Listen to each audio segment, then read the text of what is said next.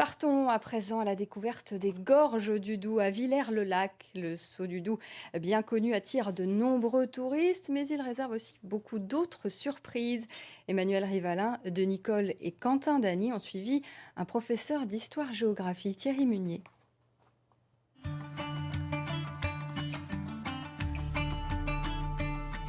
S'approcher des gorges du Doubs, c'est faire une drôle d'expérience.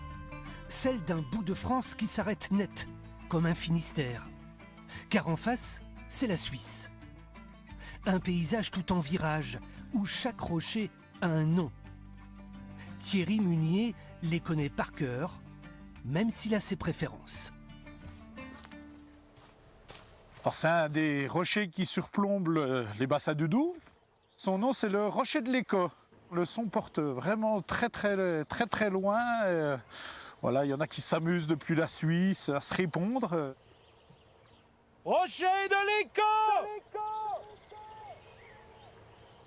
Là, on est vraiment dans un endroit particulier. Ce canyon, hein, comme on dit parfois, hein, c'est vrai que c'est quand même c'est majestueux, quoi. Thierry Munier est né au bord du Doubs.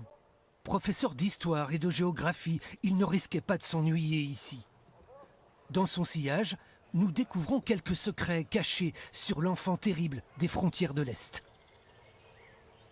Devant nous, là, en direction du rocher de la Vierge, là, on imagine, il y a donc dans les années 1860, un viaduc de 2500 tonnes, une hauteur gigantesque, hein, puis c'était plus haut que les rochers, qui était à deux doigts d'être réalisé. Il y avait l'idée de faire une ligne de chemin de fer qui rejoindrait Paris à Berne. Je m'étais amusé, j'étais allé aux archives, j'avais retrouvé les plans, c'était quand même impressionnant. Là, on aurait eu devant nous un énorme viaduc qui aurait traversé les bassins du Doubs. Le Doubs, si capricieux, finira par être dompté. Et comment?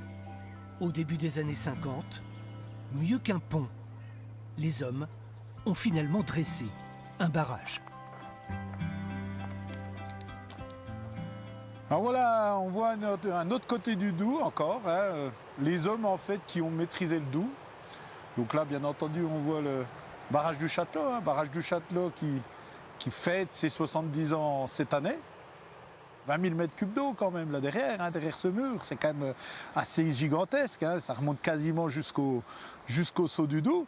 Et tout d'un coup, paf, on a ce mur et là, regardez là au fond, un autre paysage, un Doubs beaucoup plus sauvage, on entend le bruit de l'eau, etc.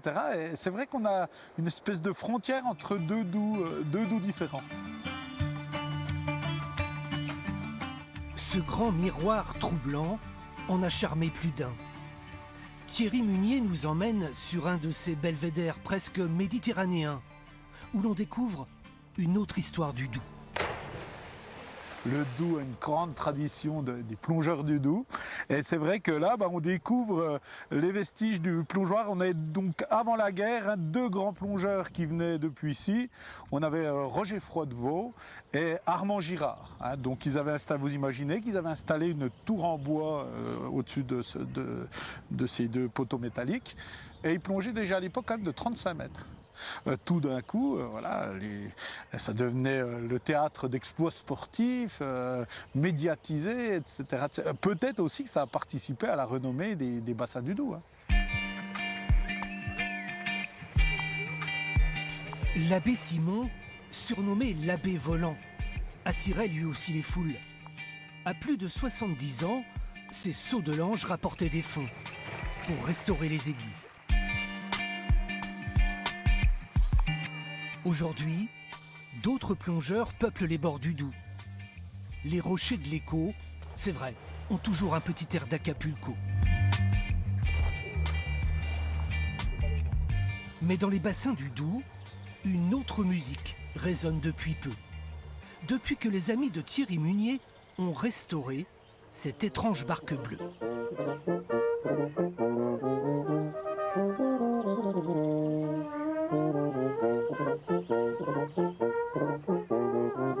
Un orchestre qui a plus de 120 ans d'existence, ma fille qui en fait partie en plus, c'est vrai que c'est assez émouvant. Et puis cette fameuse barque du Doubs qu'on a retapée, qu'on a remis à l'eau il y a même pas un mois. Et c'est vrai que c'est un symbole de voir cet orchestre qui fait partie du patrimoine sur une barque qui fait aussi partie du patrimoine de Villers.